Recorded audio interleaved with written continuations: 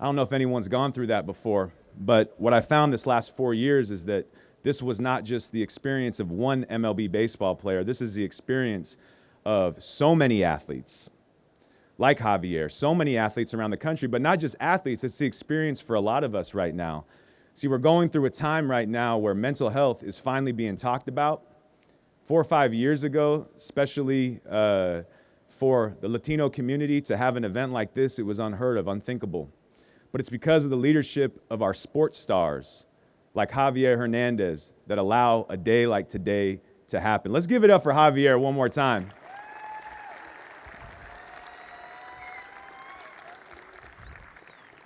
All right, so when I started working with the athletes, I said, I know how to help you with anxiety. I know how to help you with depression. I know how to help you with those things, but they wanted more than that. See, once we got past those things, they wanted to talk about mental performance. I say to them, well, what do you want to feel when you're on the field? And they said, I want to feel like I did this one time. And I said, what did it feel like that one time? And they said, you know, there's these times that in the game I lose myself in the moment. I don't know if any of you out here know what it's like to lose yourself in the moment during a game. The athletes I work with would say, you know, there's this lightness to me. I feel locked in. I feel free to be myself. I feel free to trust my instincts. I believe I have what it takes. The game gets easy, and I start performing at a different level. So that we've referred to in sports psychology as flow state. And the first people that studied flow state, they described it from their research, because people would tell them over and over, flow is the moment where every decision, every action flows seamlessly, perfectly, effortlessly from the last. If there's any musicians in here and you know jazz music, jazz is group flow. There's no plan, no agenda. It's everyone in the room feeling the moment. Great teams, great sports teams, when you watch them, they move as one. They're moving in a state of group flow. Now, some of us here today maybe don't have quite that big dream. Like, I hope a lot of you still have that dream that you can make it like Javier did. You should. If you have that dream, keep fighting for it. Some of us, like myself, I mean, I'm not going to be an athlete anytime soon playing on this field, but I want to say to all of us, flow is not just for athletes. So if you're here today to hear this message, this is a message for all of us. We could all use some more flow in our life. For the teacher or for the coach in the room, flow is that moment when you stop caring about whether or not the students are listening or buying into your message, because you're so convicted, you're so connected with what you're sharing. That's a moment of flow. For the construction worker, it's the moment where all that exists is the tool and the repetitive movement over and over again as the craftsman continues to craft their work. For the painter, it's moments of narrowed focus, expansion into limitless creativity, where the paintbrush just seems to work in union with the canvas and a masterpiece is created. And yes, for an athlete like Javier, it's the moment when his mind gets quiet, his focus narrows, and he loses himself in pursuit of his mission to traverse the field while his mind works in concert with his body as he feels and flows his way to a game-winning goal. Anyone ever experienced flow before like that? Yeah? If you haven't, that's okay, because today we're going to talk about that. See, part of the journey of being a young athlete is taking care of your mentals. And today we're going to talk about your mental health, and we're also going to talk about your mental performance. There's no person better to have this conversation than Javier Hernandez, because he's uniquely positioned, you see. Javier is a living legend. He has experienced peak performance that some of us would just dream to get in his mind and know what that felt like to experience. He's experienced flow at its finest. But he also was humble enough to be a man and a human being like the rest of us and say, you know what? I'm a human that goes through stuff too. In 2019, he came out and shared his story about his battles with anxiety and depression. But when he talked about it, he didn't talk about it like he was weak, like all the things we were told in the Latino communities or in the sports communities, that if you talk about your feelings, you're weak. He talked about it with bravado and swag, the same swag that he brought to the game. Javier is the perfect person to learn from today about focus and flow and about taking care of your mental. So today, We're going to democratize access. We're going to hook you up with access to some of the cheat codes of how Javier prepares his mental game. Before we do that, let's look at the screen real quick and watch some of these LA Galaxy athletes in a state of flow and just admire that for a moment.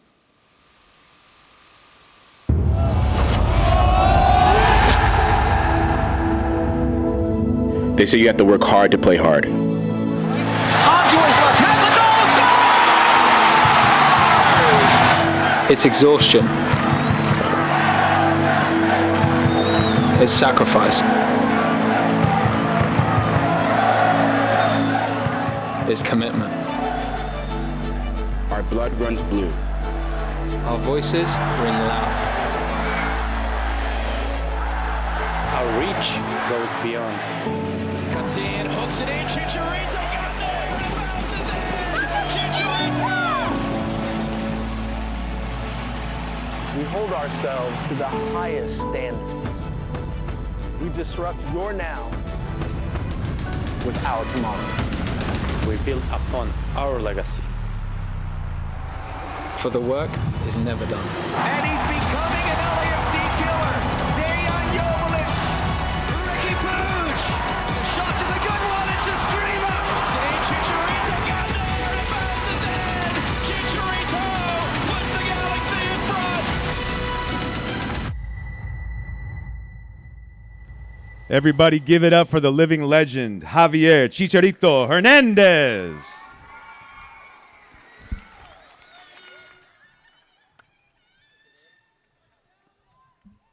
See? They know who, well, yeah, I think they do know. She really does know who you are. Look at that, huh? That's pretty cool. I asked you when we got up here, Javier, why you do this. Why take time out of your day to come and speak to these amazing young folks? Why are you here right now? Why are you making time for this? Hey guys, good afternoon. First of all, to be completely honest, because he makes me uncomfortable, you know? I'm always more comfortable being on the field, speak with my legs, like I call it. I was joking here with Karen and all the Galaxy team. First of all, it's because of that. And then secondly, because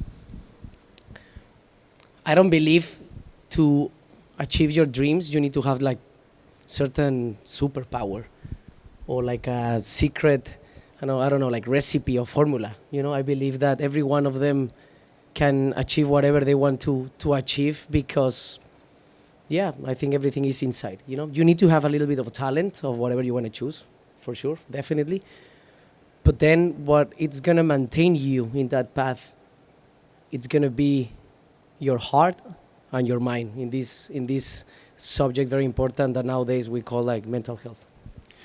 That's inspiring right there. I hope you guys are listening to that right there. I think 'cause I've talked to so many athletes, Javier, that share that. They go, I think we look at athletes a lot of times. We look at you, we look at these incredible athletes and we go, you know, they just were born with something different. But what you're saying to these folks out here is that there's a level of just showing up and, you know, like when Kobe talked about Mamba mentality, it was really not about so much the mentality on the court, but the work behind the scenes, right? Yeah. And I feel like that's what you're saying. Like if you show up and do the work, you can achieve whatever goals or dreams you have.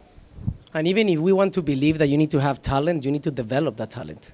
That talent is not going to develop itself, you know? But because that's the thing, of course, I'm coming from a soccer family, and of course I had talent to be playing over there. But what took me to a different level was that mindset. And we all call mindset. What mindset? And it's very cliche. You say positive mindset. And be happy, be grateful. Yes, we know that. The situation here is like no one teaches us how to deal with real struggles. Wow. No one. Because life is not about prevent yourself of struggles. It's about be strong enough so when struggles happen, you are going to deal with them. Don't prevent the struggle because you can't, you right? Can't. Life is a struggle. Life's a beautiful struggle, yeah. Guys, I use the example of waking up. We all will love to stay on bed. Even myself, you know, it's very cozy. It's more comfortable staying there. Imagine having breakfast on your bed, watching movies, be with people that you love will be amazing. But what makes you stand up and say, you know, I need to move, I need to create, I need to share, I need to be a better version of myself. That's That's what moves me. But then in my journey, like I spoke in last year, it's like, thankfully, I'm very grateful. I overachieve any of my even wildest dreams, right? I overachieve them. You mean you didn't dream that it would be this? No, I dreamed that it was gonna be like that, but reality completely like like surprised me in that sense. And my point that I'm gonna get there is like, but then I was feeling empty. Then I was still feeling anxious. Then I was still feeling sad in some moments. I don't know why. So then I started realizing that life is not about the success and the achievement and money and fame. Life is about who you become. We use fame and we use our goals to become someone, to become that person, to get there. Because then if not, nothing is going to be enough. You know, you have $100, then you want 200, then you go, and it's infinite. It's never stops. It's like winning. It's like scoring goals. One season you score 20, next season you want to score 24. You are champion one season, next season you want to be champion. Nothing is going to be enough. The real beauty is finding the joy that worth is very important for me. Joy of the process, the joy of realizing that you are struggling sometimes, and that's part of the process, and that's part of your story, and that's part of the road to get in that place that you know you're gonna get there. Falling in love with the process, forcing yourself to be uncomfortable. Boy, those are two gems right there. If you want to know what kind of mindset Javier practices and how he got to where he got to, he showed up, he did the work, but he forced himself to be uncomfortable, including being here today. So 2019, I have to imagine in 2019, again, you know, my father, my mom's from California, and my dad's from Mexico City. And so I have family on both sides. And I know that in my Mexican family, there was just, my dad struggled with mental health, but there was always such stigma for him around speaking out loud about what his experience was, and it was hush hush. And then you take sports culture, and sports for so long has told people that if you're struggling, there's something wrong with your mindset. You're not strong enough. You know what? Churches have even done that for a long time too, in religion and things like that. So in 2019, talk about being uncomfortable. I can only imagine how you must have felt in 2019. How uncomfortable was it, and what propelled you to share your story about anxiety and depression out loud? I use it in a way to commit myself, because I'm a believer that if I'm here speaking about it, then when I drop the mic and then I go away, I need to practice what I'm saying. You need to live what you are preaching. So for me, it's a way of getting more responsibility, getting the public and speaking with you guys. God get me drive now after the things that I'm gonna do, and then commit myself from my words. It's like this is for me as well, because I'm growing with them. They help me grow. Even here listening to me, it's helping me so much. It's part of that process. It's part of me learning, sharing, be vulnerable, because always trying to be vulnerable, well, not trying, is being vulnerable is more uncomfortable than not being vulnerable. And that's why our ego exists, is to prevent those vulnerabilities. You know, in the past, the vulnerabilities were probably a lion is going to chase you and is going to eat you. Right now, it's like, what 1,000 people are going to say about me? If I post a picture and I just got 2 likes, that's the worry of your egos. I don't have enough money, my girlfriend left me, my boyfriend doesn't love me, my parents, etc. So there's always things that we all struggle, right? So yeah, that's what I did in 2019. I did a process, very internally process. I went deep. I embraced full responsibility, not only about my life,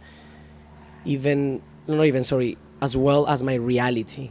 Like, Did you have a guide for this too? Well, I didn't ask you this Yes, the first time. I did. I had a mentor until now. It's one of my closest friends, but he was a guy he was the first person that I felt was living whatever he was preaching, because I was working with a lot of psychologists. I was trying to seek a lot of psychiatrists too, people that they were in the same path as me. But then I didn't feel that synchronicity about whatever you are saying. You are putting the word, because for me saying like, yeah, be vulnerable, right? So then if you go and you see me social media, you keep saying me and I act in a different way, it doesn't make sense, right? That you're preaching something just to look good probably, or just to be trending, because right now mental health is a very important subject. So yeah, I had help, my family as well. Then I become a father, and people, something that I realized that it was completely the opposite as me is I heard my father, I heard my grandfather, I heard a lot of people saying, like, when you are a father, your life is going to change because you're going to feel something that you never felt. And what I experienced, it wasn't that. My kids didn't show me something that I didn't know. My kids came to confirm me that if I want to, like, there's no other way to look at myself, to be a better version of myself, because now those two creatures needs it for their own good and their own sake. That's it right there. It Can was we get a that. clap for that? That's really what it's about. How old are your kids now? 3 and 2. Okay. So in 2019, you were preparing, yeah? I start, yeah, life. I mean, I struggle so much, and a lot of situations start happening very negative and unpleasant, because my soul was trying to wake me up, literally, to wake me up about, like, come on, Javier, like, man up, like, grow, like, take the decisions that you have to take, like, don't look away of the struggle, don't look away to anxiety, don't wait to say, anxiety is gonna leave, don't worry, like forget or don't put attention to that. It was the other way around. So that's what happens in 2019 and 2020. That's what it started happening. Like, there's no other way to get out of any sad or depressive moment than yourself. You need to take yourself up. How? It depends of each one. We'll get into the how, but I'm just sensitive to the fact that Gen Z, young folks today are the most embracing. I mean, I truly believe without young people, we wouldn't be on stage right now talking about this stuff, because you guys are all just trailblazers for the idea. If something doesn't look right, you're going to point it out, and that's why we're here. But you look at young people, even then, even with a world that is so much more open about talking about mental health, there's still a lot of people that aren't sure how to take that first step. I think it's even harder too when you come from a Mexican family, right? Like, so can you speak to some of that too? In the Latino communities, if you're a young person right now, I just feel like it's important for you to let them know that you also went through, like, because you had to get uncomfortable in sharing with your family that you were struggling. I'm sure that wasn't the easiest thing. No, and I haven't seen my kids in 4 months, for example. They're going to be here soon. But those are the situations where I think that's why I'm doing all of this. It's like we all can be brave. I haven't. Some periods of time I run away of the decision making that I need to do that I didn't want to do. Right? I don't know if I make sense, but it was like, since I was a kid, and one experience that I always tell about, and it was a breakthrough in my life because it was very bittersweet, but it was very painful, and my family helped me, was when I got cut out of the roster of the under 17 World Cup when they become champions, and then I went to the stadium and I saw them become champions. So it was like not being invited to a party, and then look the party 1 meter away, and all those moments. And my grandmother, the point of the story, my grandmother told me, like, son, I know that right now it's very difficult for you to believe me. We both were crying, but believe me, today is not your time. Your time will come. It's very ambiguous what she said, of course, but what I did over there is, like, I embrace pain. I cry, like, I cried. I felt whatever I need to feel, and then I trust in what my grandmother said. And then I went to my house. My father always told me, like, hey, son, we never spoke in this house since I have memory about that one of your dreams was you lifting a World Cup trophy under 17. We never spoke about it. And I was like, okay, Dad, yes, you're right. What we've been talking since day one until now, that it's the main goal. And it was like, become a professional soccer player. And my dad said, you don't be a World Cup champion under 17 is not affecting you to that path. So focus on that path.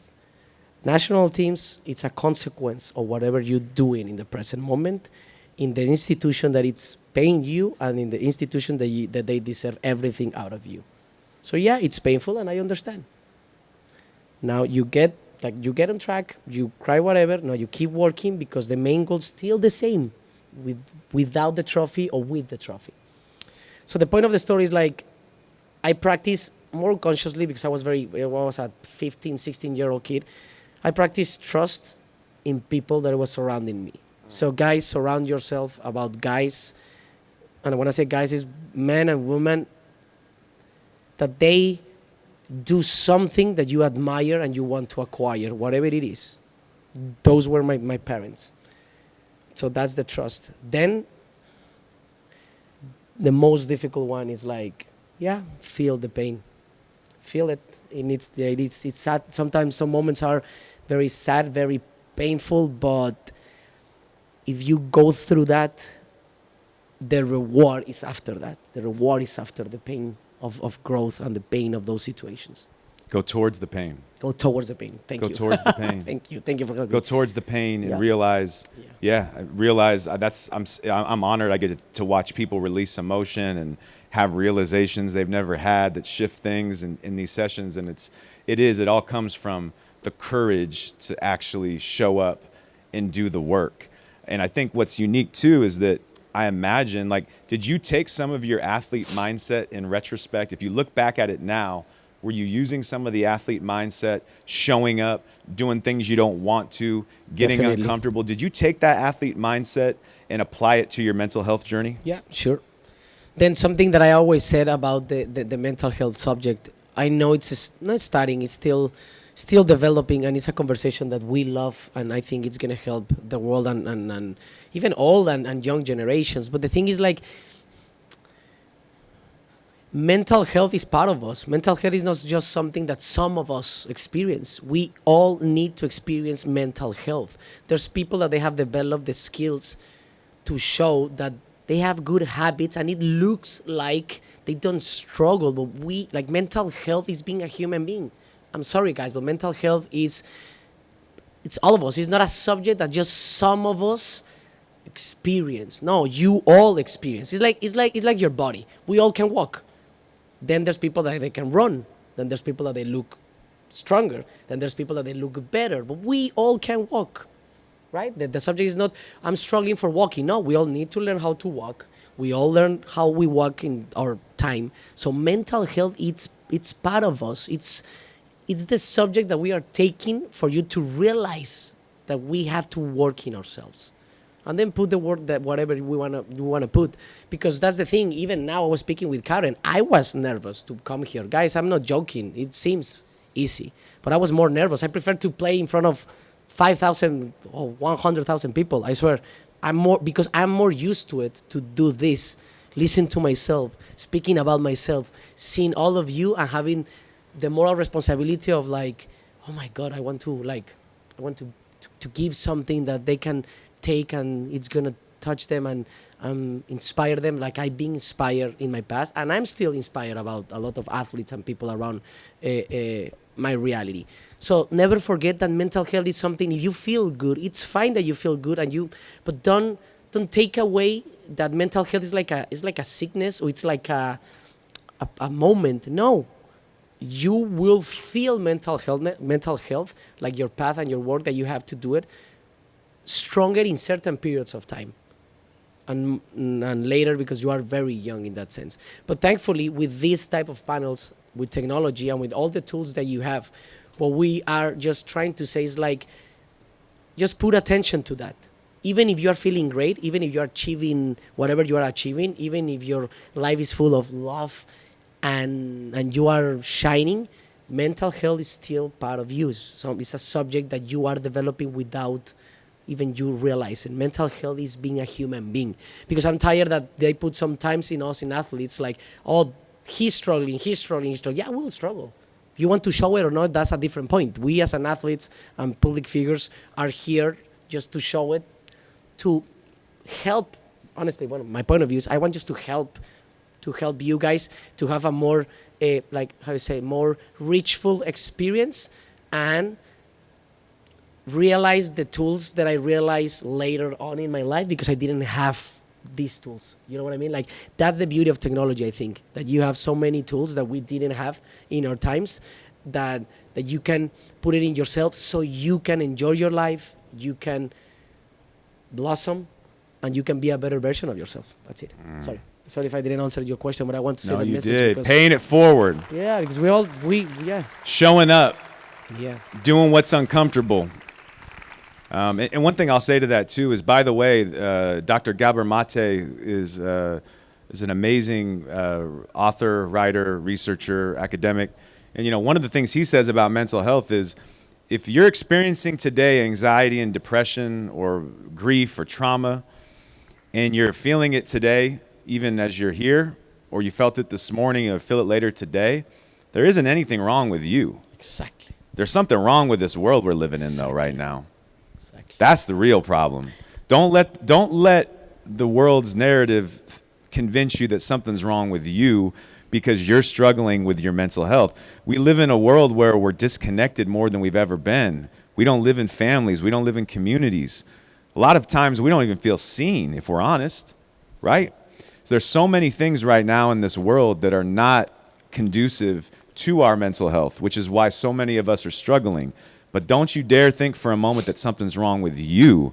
It's this world we live in. And what do we do about it? We do things like this today. We make it a priority and intention to really take care of our mentals, not because we're broken and something's wrong with us, but because we realize that we have needs and we're important. We're worthy of getting our needs met.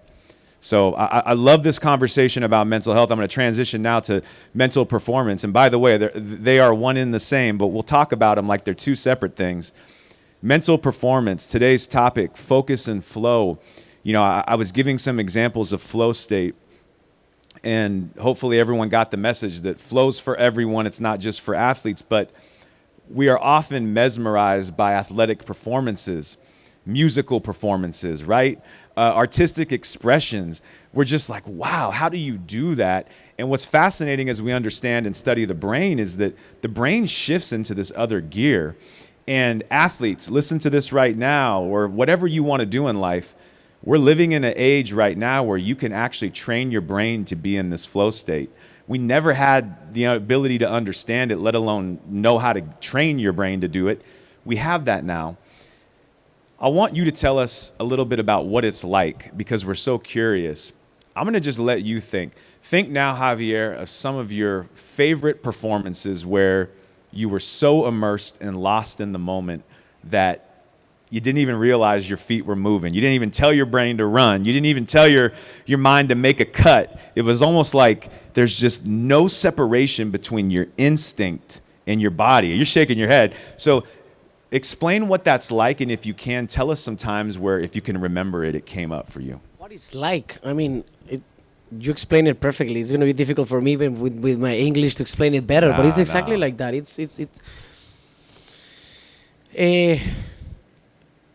Yeah, I think it's like meditating. I don't know if you have, like, you meditate, like you are completely, in synchronicity of, the present moment. Like there's so much flow, there's so much things happening, but you don't even realize because you are in it. That's the beauty of it, that you don't realize. That's why the cliche thing about when time goes by quick, it means that you have a good time. It was because you were enjoying so much. And when it feels that it's longer, it's because you let your mind and your brain and you get stuck in there. So it feels like time doesn't go by, it doesn't pass by, right?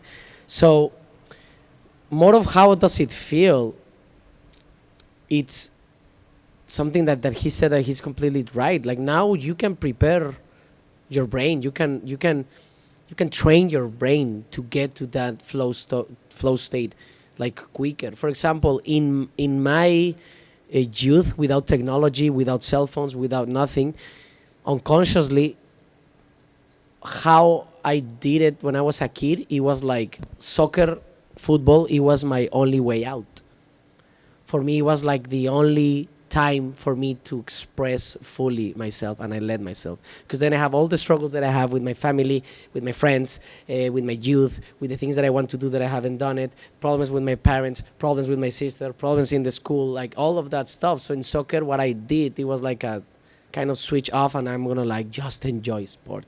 It was like my way out. That nowadays, that's what took me in some very unpleasant moments too, because now I realize it's not about that. It's about, if you want to get, for example, using the analogy of myself in the field playing, in nowadays, it's going to be easier to get in a flow state when I play soccer inside in a game when training, if I practice that every single moment of my day. How you do that? You deal with the notifications of your body. In my point of view, emotions are notifications. You don't suppress them. You should see what that notification is telling you. And then you go and peel the onion to see what's the profound cause of that notification. It's like clearing your mind, your body, your life out of those like bad, not bad thoughts, but like those thoughts or those notifications or the thoughts that they are creating those emotions. So it's like, so you can be present. You can be present with your parents, you can be present with your friends, you can be present here, you can be present anywhere. So that's how you need to practice. And nowadays, with all the tools of breath work, you can write, you can journal, you can meditate, you can listen to podcasts, you can vlogs as well, even people like him or like other ones that they want to share these mental health experiences and spirituality. So there's so many things. So you can choose a little bit of everything or you choose whatever it helps you. But realize yourself of how you need to wake up your consciousness first and then realize what's happening with your life, you know, why you are feeling this, why you're acting in this way, why you are reacting. It sounds very complicated, but start with your 5 senses. Start putting attention of how's the smell of this place, how does it feel if the air is here, then what I'm looking at, so what I'm hearing, like your 5 senses is going to bring you, first of all, it was the first step for me to get into the present moment. And then you can develop. It's like a process. It's a fitness, like mental fitness, mental performance. It's like going to the gym, but just in the mind. You know, you will never reach nowhere, like there's no place to arrive, but you're going to develop that fitness in your mental situation. Wow. I mean, you've answered questions too for some people that might be wondering, how do I do it? He mentioned breath work, meditation, therapy. There's so many, and two, I love how you mentioned too, the technology that we have access to, you know. But here's the challenging thing, and I want to speak to this too. What advice can we give young people, because they're living, like you said, in a different time with technology, social media. We you know, the Surgeon General just released a big report on the effects on the brain and what it's doing to young brains being exposed at such a young age. Believe me, we're both on it, so it's not like we're talking from a place that we don't know what it's like. But focus is the precursor to flow. If you can't get focused and grounded in the moment, you won't get to that state of flow. Yet we're living in a time where there are, and this is important, and I think, again, young people, you're all so conscious to these things, but don't for a minute think that social media companies and technology companies aren't trying to find a way to get the most important commodity from you, which is your attention. And it comes from your focus. It's so hard to do that. So young athletes, young people today are living in a time where their attention, there's so many things competing for it. What advice do you give them? Because that might be one of the greatest barriers to them finding flow and being able to really progress in their dreams, is just being able to even get focused and grounded for long enough to do the work. Tough question, guys, because there's not an answer. There's not a correct answer. There's not a formula. There's not something that I'm going to say and all soccer players do it, so you're going to become a soccer player. There's no magic in this. It could be whatever. For me, what brought me until here was, I'm trying to think it in a different words, but I'll say it straight to the chase. Death brought me here in a way, like we're all gonna die eventually. We're gonna be gone. You know, that's the only thing. That's the only certain thing that we have. So, but that means it's like, why I need to stop doing things? Why I need to stopping myself of living the life that I want to deserve? That I deserve, that I want to live. So, since I was a kid with my parents at your age, it was this feeling of getting better. Not achieving, it's a difference. It's a difference. It's not achieving of like I did and I have the validation and my family is giving me love. No, it's better. It's listening to this God that I listened since I was a kid. I don't know how and I don't know why, guys, but it was something that I felt. It was the most common and the most strong feeling that I had since I was a kid. Something here that was the feeling that I called God or intuition or whatever you want to call, that I never stop listening to it. And that God sometimes tell me, keep training hard, train harder, don't go to that party, sleep early. Even if your brain and everything tells you I want to go and dance with that girl because I like her, no, you stay at home, you study, you do your homework, and then you sleep early because next day at 6 a.m. you need to wake up and you need to go and play soccer. So every single moment, soccer helped me to be uncomfortable. Wow. Soccer helped me to be uncomfortable since until now, guys. I go and I'm the captain of these amazing organizations, and things that are not going as well as we want, they will eventually. So I took this sport to be a better human. That's it. Then I realized that the outcomes and fame and money and the goals and everything that this profession brings, interviews, being here, is just the consequence. Because the most important part is like, this panel is going to finish. I do an interview and it's going to finish. I score a goal and 2 hours later I need to be in my bed with myself. It finished, it's gone. If I earn $1 million something, it's going to be in the bank, it's zeros, but then I cannot spend it in 10 seconds. Everything is just, there are things that they're not the most important part. The most important part is how you talk in front of you, how you are right now. When you are inside the field and you score the goals, what you do after you score the goals. Now when you have your money, how you're going to take care of your money. That's why life is not about what happens to you. It's what you do after that happened, after the event happened. Even if it's positive and pleasant, and even if it's terrible and painful. So since I was a kid, it was a very tough answer because there's no magic, there's no answer. In my life, something that I did is I never ignore this deep feeling, my gut and my intuition. I never ignore it. I ignore it for a couple of months or weeks or years, and that brought me consequences, very unpleasant, and things weren't coming in a way. But every single time that I listened to that gut and that intuition, and I put the work, I took the decisions, I went to the grind, like I grind, then everything start falling apart, and I call it like everything start conspiring in your favor. We have people out here today that, last year when we talked, I think even this next person we're going to bring up may have been out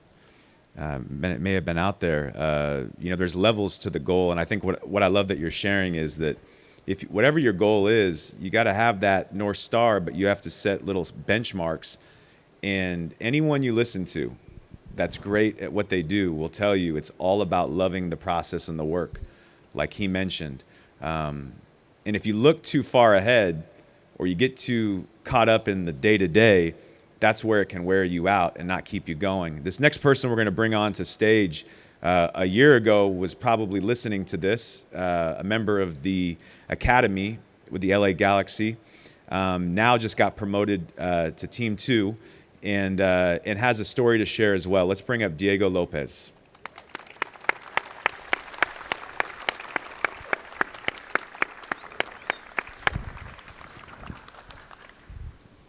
Thanks for joining us, Diego. Diego, I'm curious, just first of all, what's been going through your mind as you've heard some of this conversation today? Good afternoon, guys. Like I said, I was here last year, and I just listening to Chicha and everything as I say, I think it's very important. Before, I never spoke about mental health or thought it was very important at a young age, but realizing in the last year it is very important. And even for my teammates and myself, playing on the field, doing what comes off the field, it's a big part of my life. And as a member of the academy, you know, you were going through, I mean, I imagine you were in the academy during COVID and during all those times. You know, did you guys talk openly in the academy with your teammates about some of these topics that we're talking about with mental health and performance and those things?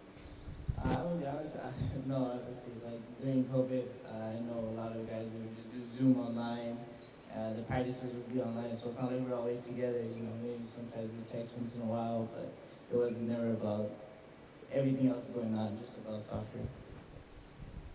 And how did you, yeah, with your story too, like, what is your North Star? What is your big goal? You know, you were sitting last year like some people were, and now you're up on this stage. What is your ultimate goal? Well, my ultimate goal is to be a pro like Chicha first. I mean, make the first team. It's a big goal for me. But my ultimate goal is to be hopefully playing for the national team for Mexico and making a pro in Europe. Amazing, amazing. Javier, you're sitting next. Well, yeah, for you, what's it like to sit next to a younger version of you? I mean, this is someone that was in the stands last year who was inspired. Now they're moving up the ranks. What's that like for you? Yeah. Well, amazing that I hope more people like him can just like develop themselves to get closer to their goals, you know, to their North Star, like you call it, you know, regardless if they want to be soccer players or they want to be whatever they want to be, you know. I'm the other way around. I'm always like in pro of helping, and that everyone they will do their path, they will enjoy their own decisions, they will need to face the struggles, but the most important part for them is like they're willing to pay the prices to get closer to that North Star, for sure. Yeah. All right, mental performance routines for each of you. My last question before we keep this thing rolling. What do each of you do to prepare yourself to lock in before a big game? Is there anything that you do, any routines you have? You want to start? For me, music is a big thing before a game that helps me prepare. Just getting ready, just, listening to music on my headphones and get changed, and then also for the games, I like to pray. Like that guy Chicha, he inspired me on that. I would see him all the time on TV, and I pray exactly the same way, and it's just obviously thanking God, and hopefully I don't get hurt, have a great game, my teammates don't get hurt, and just something in that state of mind, you know? I love it, yeah. What about for you, Javier? I have a breath work routine. It depends of how I feel, because there are some times that with breath work is enough, and then sometimes I need to meditate. So it depends of how I woke up, if I have a good sleep or not, because sometimes you can have a good sleep and your body feels differently, so it's great, but then sometimes you can have bad sleep even if you try whatever, so I meditate. Then music, of course, too. Music helps me because nowadays it's like I don't need, I'm not seeking to hype up anymore. What I seek on my routines before a game is to vibrate so high and be in that flow state before I get to the field. So whatever it helps me over there right now, it's breath works, meditation. Sometimes I go for a walk. What I've developed is like I don't want to be a prisoner of routines or habits. I want to be so conscious of how I feel and what my body, my mind, and my emotions need at that time. So I take care of that, because that's the most important part, listening to yourself, listening how do you feel. Because then if you woke up very tired and probably music is not helping you and you just do it because of superstition and stuff, because it's amazing, because I start like him doing a lot of stuff just for doing it. But right now the most beautiful part for me is that I listen to myself, I listen to my body, I listen to my emotions. I mean, I'm not gonna lie to you, there's moments that I call my kids before a match. For example, I play in the night, sorry that I go very long, but in the night I speak with my kids and I feel so, like I miss them so much. Then that morning I cry. So the routine, what was it? And then I can come and score goals. It doesn't matter about the routine. It's like the flows, to get to the flow state is like you take care of every notification that your brain and your mind is sending you. You clean it, you fix it, and then you keep living and enjoying the present moment. And that's what I normally do. But of course, breath work, meditation, and music basically are the three things that I normally use, because those help me to connect with myself. See, and really too, Javier, you're talking about. I mean, there's little things I want to go deeper on too. You talk about consciousness, and there's all different things there to it. But I think too, like one of the things that I hear Javier mentioning that I hope you can take from this is, be a caretaker of your mind and your body. I think athletes right now are conscious to what they put in their bodies and how they recover and the sleep they get. 40 years ago, that was not the case. Just to give you perspective, no one thought that way really for the most part, or anyone that did seemed strange. Now, 40 years later, I think we're in a time where we're going to start thinking about and having consciousness around what do I put into my mind? What do I put into my spirit? And how do I respond to what my mind and my spirit is saying, as Javier mentioned? Diego, I'm really excited for you. Anything? We're going to have a Q&A in a little bit. Everyone out there, if you have a question, you're going to get a chance to ask. Do you have a question for Javier before we give you a round of applause? Anything that you wanted to ask Javier before we have you take a seat? Yeah. Honestly, I just want to know what it's like representing Mexico, like in the World Cup also. Oof. I hope you can live it because it's very difficult to explain. There are emotions and there are moments like, for example, scoring a goal, having your debut, represent the national team, sing the anthem, too. It's a part of the feeling of the moment, of course, is just pure joy and pure happiness. But when those moments are happening, what I'm trying to like accept is not only the moment and being the present moment because it's amazing and it's great. It's like be grateful with myself and all the people that helped me get into that spot. Because representing your country is not about just putting the shirt and sing the anthem and scoring goals. It's about all the struggles that you need to overcome and all the circumstances that they need to happen for you to be there. Imagine, out of 140 millions, at least, I don't know, half of us of Mexicans want to be soccer players, then most of them want to be in the national team. Then just try to see it. It seems almost impossible, right? But that's the beauty of it, because it's not impossible. That's the thing. That's the beauty of this game. So representing your country, it's like, yeah, it's the peak of your career, I will say. Then you go to Europe, of course, and you play with the top clubs, etc. But playing for your country is the representation of like, wow, everything that I have to do, all the grind that I need to put, all the struggles, all the no's that I need to say, because I said no to so much fun and joy in that moment because I need to get in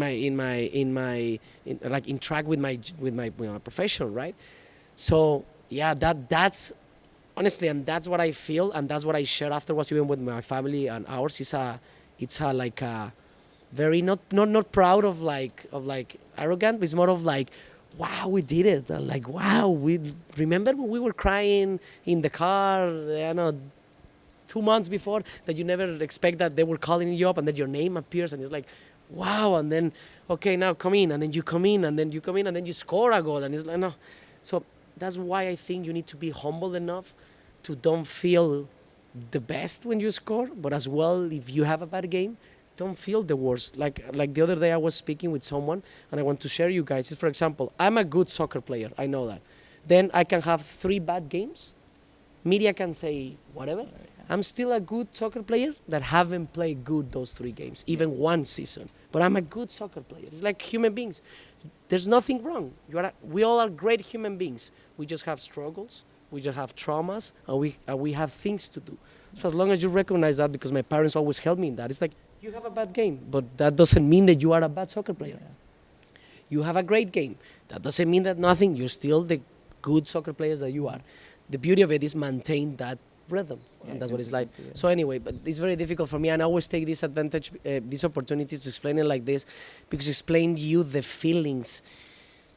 I prefer you to live it, and then we can talk about it, and it's like you can feel it differently than me, and that's the beauty of it, But obviously it feels great to represent your country and play for them in a World Cup specifically.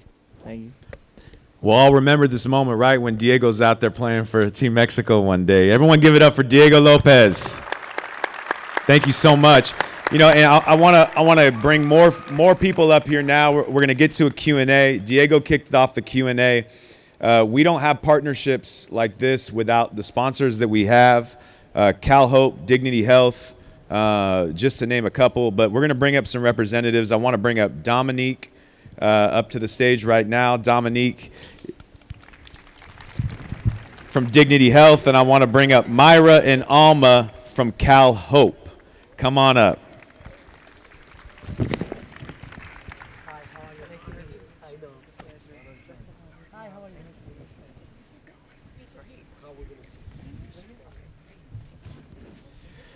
So we're going to get this Q&A started in a moment, but before we do, I want to pass the mic first to Dominique. Dominique, can you just share a bit about your role with Dignity Health and then also some of the cool stuff that you're up to? Certainly. Hey, everybody. It's good to see your faces. Hey, I know that guy. First of all, thank you so much for the opportunity. I am a director of nursing at Glendale Memorial Hospital, which is a Dignity Health facility. I oversee the behavioral health unit, where we help people who are in mental health crises, people needing help with assistance. We see people who are suicidal, who are homicidal, who are at the worst state mentally, and we help them get back to their normal state. Amazing. Thank Amazing. you. Thank you. Wow. Thank you for everyone. Give it up for Dominique, because that's the real work right there. That's amazing. Thank you. Yeah. Keep going. I want you to introduce yourselves to the audience and tell them more about what you're up to. So my name is Myra Angeles. I am the Behavioral Health Programs Manager at Visión y Compromiso, which is a Latino-based organization. I manage this program called Estamos Juntos, where we work a lot with mental health and well-being, and just kind of how that impacts the Latino community. We built support groups, curriculum to help bring awareness around the importance of mental health. But just kind of like you, I'm also a marriage and family therapist, so I've done a lot of work with just youth. You were saying like psychiatric hospitals, so had all that experience, and I can see how it relates a lot to like playing sports, being like a soccer player myself. It's 100% what he was saying. I related to a lot, but working with Cal Hope is a lot of bringing awareness around mental health, and I think it's so important, especially in the youth community, and Latino community, because the stigma behind it is huge. So I'm very happy here and just so curious for the questions they're going to have about mental health in sports. Thank you. Hello, everyone. My name is Alma Esquivel. I'm the Training and Education Director at Visión y Compromiso. That is a nonprofit organization that supports the leaders and the promotores in the world, in the national, state, and on world level. I supervise the mental health component on our organization, and it is a pleasure to, as a Latina, talk about emotional well-being. Not only that when you become to the level to be sick, but just the everyday emotional well-being that connects to yourself. And so happy to see a lot of youth people today on talking about these topics at the early age is very important. It's amazing, right? And isn't it amazing in the mental health field? Did we think this was coming 5-10 years ago, where we would have events like this? You know, thanks to the leadership of Javier and the Galaxy, AEG, to have an event like this is amazing. I think this is what we're going to need more of to create spaces for people to open up. So speaking of, I know you guys have some questions. So let's take some of those questions. We have, looks like, is there a microphone out there roaming around? Yes. We have someone coming up with their first question. So you can ask questions to all of us. And by the way, if your question is just for Javier, we're not going to take it personal. Don't worry. We know we know how it is. We have questions for him too, obviously. So go ahead. Hello. All right. Hola, Chicha. I love you. My name's Diego Rivera from Woodrow Wilson High School. And my question was, what is one of your most memorable memories from playing professional soccer? And where do I draw the line between devotion and my goals and overthinking it? The what? What on what? Sorry? Where do I draw the line between devotion to my goals and overdoing it? Good question. Dang. Damn. Thank you, Diego. That's fire.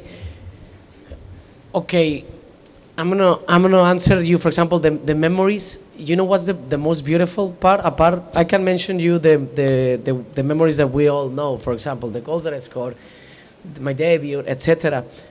But the ones that I the ones that I share way more, even with the people around me, are the negative ones that I transform them in positive. Like, for example, the story that I told about the under 17 situations, and I can tell you 2,500 more of them, that I experienced. Those are the most memorable ones because of course, when you score a goal and you are great, you go to your bed, everything is easier, of course. You are more in a positive vibe and everything is fine. But when you receive bad news, when you don't sleep well, when you have a dilemma inside of your house with, I don't know, your girlfriend, your sister, your brother, your siblings, like those situations, those struggles, when I was telling Diego about it, but it was like when managers tell you are not good enough, you will never gonna reach where you're gonna reach, or even when you stay on the bench and you don't play a game. And then the whole team played and we won and everything. Like all those memories are the best ones and they're the most memorable for me because I'm more proud of myself, of the ones that I overcome, than the ones that I already did good, because I know I was going to score goals eventually. The other problem is I needed to overcome the obstacles. I needed to don't listen to that noise about that I'm not good enough, or I'm just playing because my father was a soccer player. Imagine that. So those are the memories. And I want to share you like that, not mentioning it specifically, because I think that's something that helps me so much to maintain humility, to keep on track on my path, and to bring even more passion and desire to be a better version of myself every single day. And then the difference about overworking or being very committed to the cause.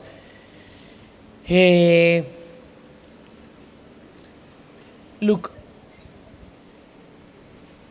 it's very difficult because I am a very brave and sometimes reckless kind of human being. So it's very difficult for me. What I did is I trust in the people surround me. For example, I trust so much in my parents, speaking of, that I asked them so many times when things were very negative and very struggling, that Mom, Dad, please, are you gonna tell me if realistically I need to just retire or give up? And they told me, yes, we will. When I see that you are not good enough and you are not developing and you are not growing, or there's no other way for you to go, we will tell you. So that helped me keep going and trusting in them. And I believe in them, and they didn't do this cliche, my kid is the perfect one, no? Because those two guys, my mom and my dad specifically, every single game that I, for example, scored a brace when I was 17 in Chivas. I scored a brace, it was great. In the way back to my house, we didn't speak about the goals. We spoke about, hey, you didn't did the effort in this play. Hey, you missed those two passes. You could have crossed better over here. You could have moved better over here. So they were very critique. They told me, the perfect game doesn't exist ever. There's always a play that you could have do better. There's always a situation they could have handled better. So that trust in them helped me. If you, whoever want to trust in parents, it doesn't need to be your parents. You need to find that mature figure or someone. It could be a coach, it could be a mentor, it could be people that you don't even know that they are your mentors in that moment, that you will trust. Because I believe that you need to go all in for your dreams. Because if not, what's the fun of it? The fun of it is risking. It's like investing. That's the fun of it. I'm going to risk almost everything to get to that North Star, because that's what it takes to be there. It takes to be great. It takes doing so much things out of the normal, and that one of them is going all in. That's what I did, man. I cannot share you different strategies or different ways, because that's what I did, and that's what helped me so much. Thank you for your question. Great questions. Yeah. Thank you so much.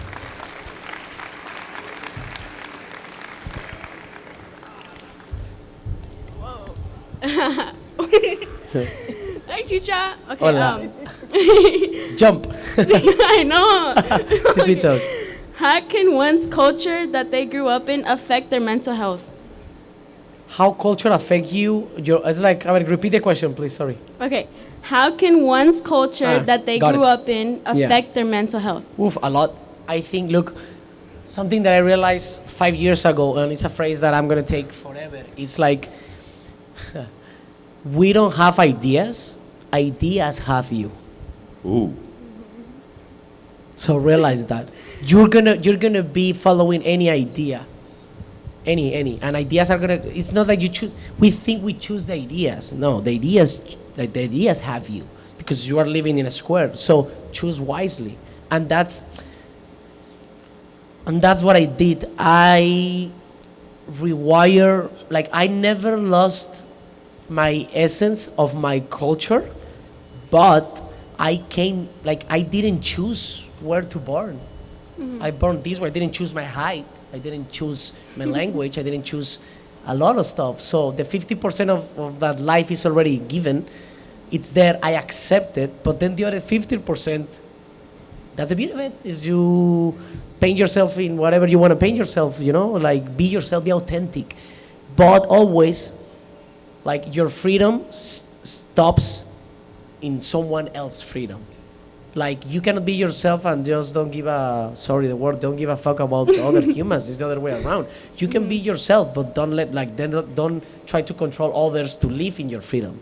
That's what I mean. So speaking about culture, yeah, I question a lot religion, family values, and a lot of stuff. That what I did is like instead of canceling ideas, I just like every idea could be good or bad for anyone. I'm just gonna follow my own and the ones that benefit myself and make me feel way better and makes me a better version of myself without being disrespectful with no one. It's like being open is that people think that being open is like you're a jockey and you don't think about it. No, being open is like everyone is gonna live their life in their own way. And it's possible, just I prefer to choose different things. I prefer this, I prefer that, but there's no better or worse. It's not true. Better or worse is not true. It's just whatever is good for you and for me. And it could be different, it could be the same, not. The beauty is like, the most beautiful part is hanging out with people that they think completely the opposite as you. Because it's always easier to hang out with people that they think the same, they dress the same, they eat the same. But when people that are different and you can accept them, that's the beauty of it.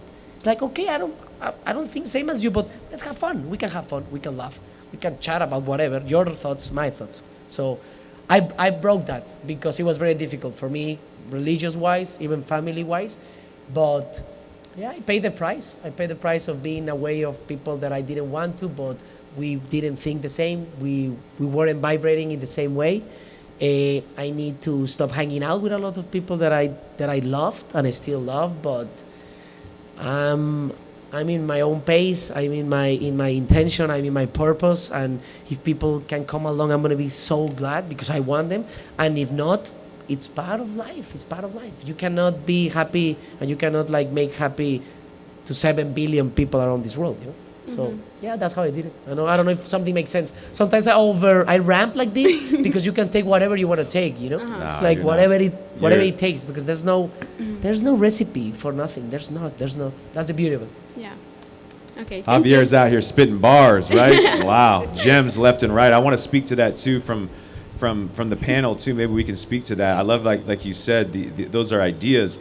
What is culture? Culture is a set of ideas that have become, the things that we organize around, the things that we see our lives through.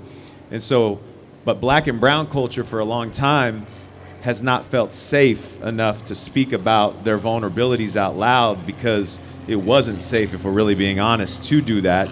Maybe maybe you guys can each share some light, maybe speak to that from black and brown cultures, yeah. Yeah, growing up in the Latino community, talk about weakness. It was not accepted. Talk about mental health.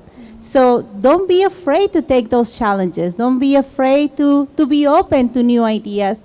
Sometimes we're not used to it, to talk about feeling depressed, feeling sad, not getting along with the kids. don't be afraid. Don't be afraid that you will find someone that will put an ear to you. So take the lead. Take the lead. And also always find the balance in your life. I know that the life requires a lot of us to do so many things, to be efficient in every single aspect. Keep the balance. The life is to be joyful, to be committed, but also to always find joy in yourself. That's beautiful. If I may, I would Yes, also like to please. say, be kind to yourself. You know, the world is full of negativity. People are going to doubt you.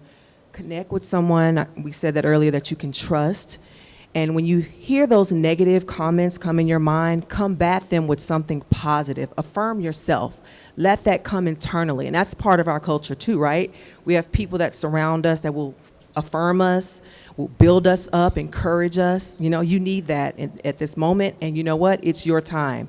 Everybody here, it is your time. This is your time to be you, to be proud of who you are. So thank you, guys.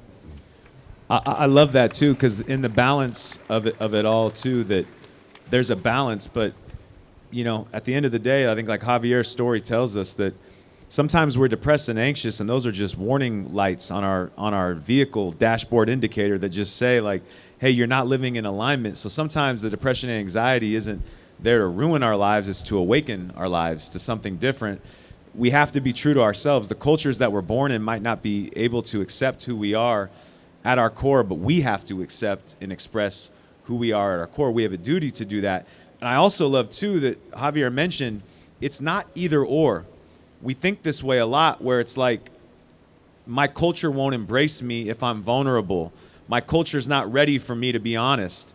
Well, you know what? Culture's changing like fashion's changing, especially when it comes to mental health. Be true to yourself.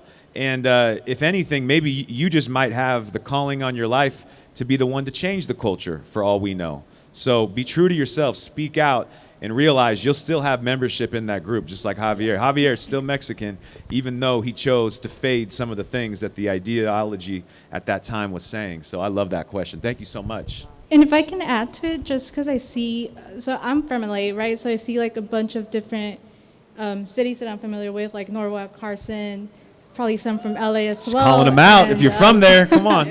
You know, I myself am from a low-income community here in LA, and so I think culture is still like divided when it comes to communities. Some things are still accepted versus in some, like, you're molded very differently. So I think besides like the Mexican or Hispanic culture or Latino, like there's still like an additional division, especially when it comes to youth.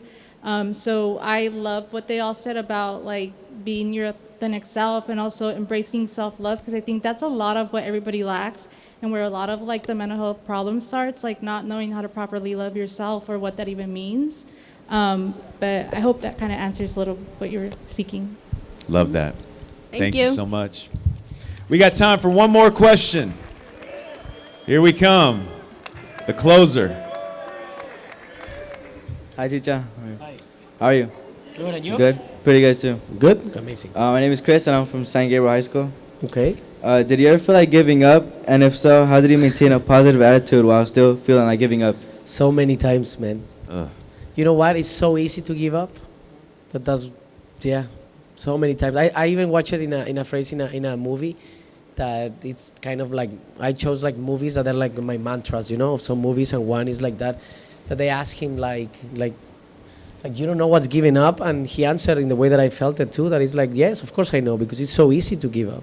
It's so easy to give up, even daily wise. Like you can give up to saying, I have a routine, I'm gonna work out, and then suddenly you can say, no, I prefer to stay, and then you stay. I prefer to call my friends, so I prefer to, food wise, for example, I have my regimen or my diet, and then you can see a bag of chips over there, and you can, yeah, it's so easy, man, it's easy. That's the beauty of this game that I call a game, man, that it's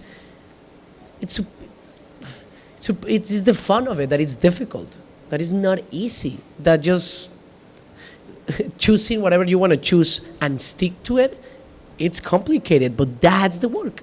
That's what us over here wants to tell you that we do that too, regardless. Because of course, by social media, modern technology, sometimes we don't show it. Because we're famous and we show you just score goals or whatever, and that's why. And as well, sometimes my privacy, I'm not gonna share you completely how devastated I am. But what I'm trying to share you guys is that those moments happen to us because I'm a human being. Even mention me someone that it's like unreachable in your point of view, it's a human being too. The beauty of it is how they live those lives. It's like curiosity, it's interesting. For myself, it's like I admire people. It's not that I don't like or I like, I just admire people. Every one of you have something great and I admire it. And then there are things that I want to follow and there are things that are like, oh, that's cool, but that's not aligned with my life, but it's cool, like go for it, be happy, be fulfilled. Great, I need to keep in my way. You know what I mean? It's like, that's why giving up, I think it's another like notification about how strong you want what you say you want or what experience you want to live, you know? And I think you can develop that path of like, I call it like so many, I didn't give up. That's a win. Not giving up, it's a win. It's a massive win actually.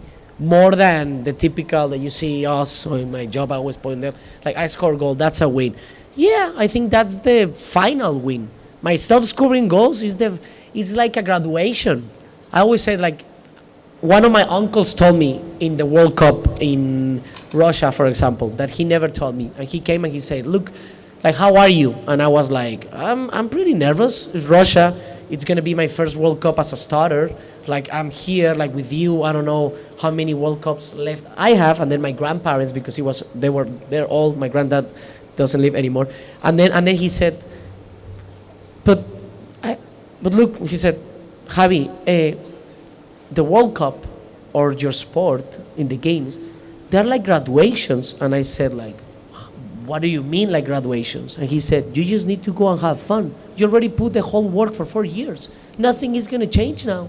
That's good. If you did it or not did it. Now have fun. So that's what I do with the games. It's like for me to every game be a graduation and to have fun, I need to do a hell of a homework, a hell of jobs, a hell of grinding, so I can be in that flow state. Like nothing is for free, man. Nothing in life. Nothing. Nothing is for free and nothing is easy. So choose your difficult path. Everything is going to be difficult. Everything. Whatever you tell me.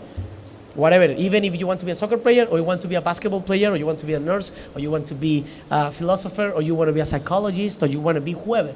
Everything is difficult in this life, my friend. Choose your difficulties. And like you said it, that's why I love it. Don't give up. It's very easy to say it, right? But yeah, don't give up, man. Don't give up, guys. It's like, it's very cliche, but that's something very beautiful because it's not about giving yourself about your dreams. It's don't give up on yourself.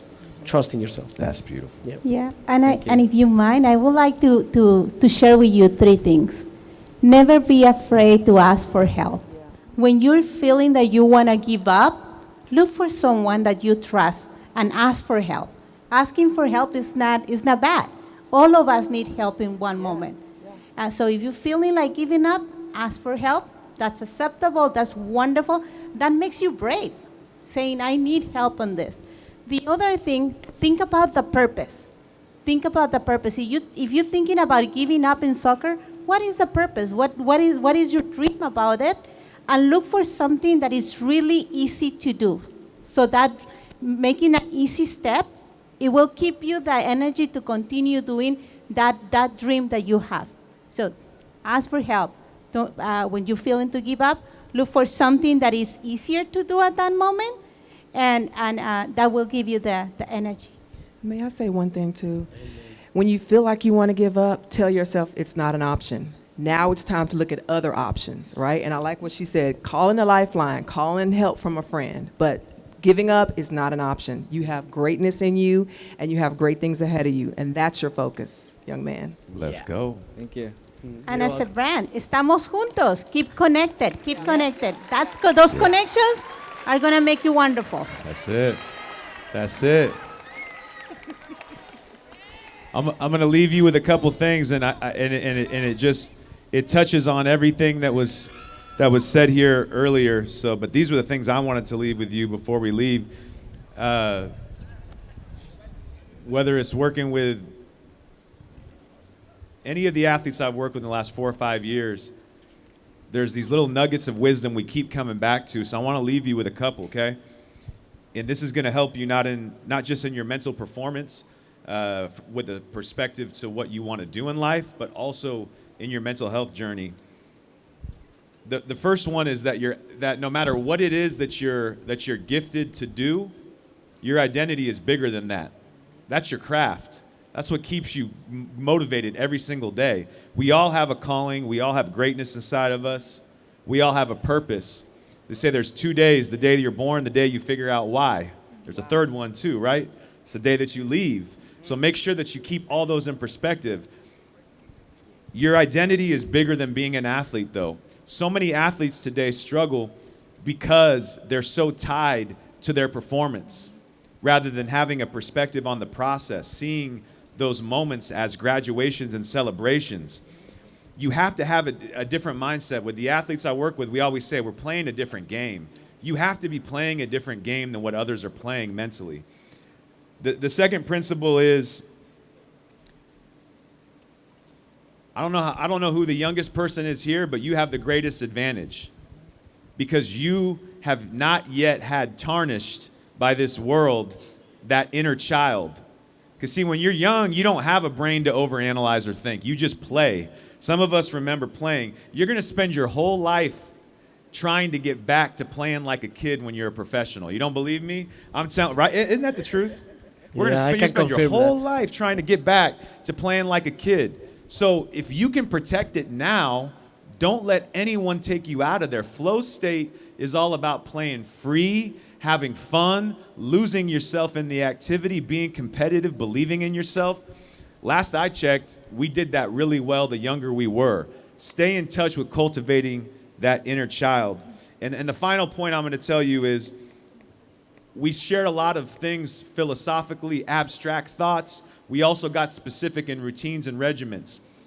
If you are not training right now your mind, if we're not doing preventative processes, we're missing out right now. We're falling behind.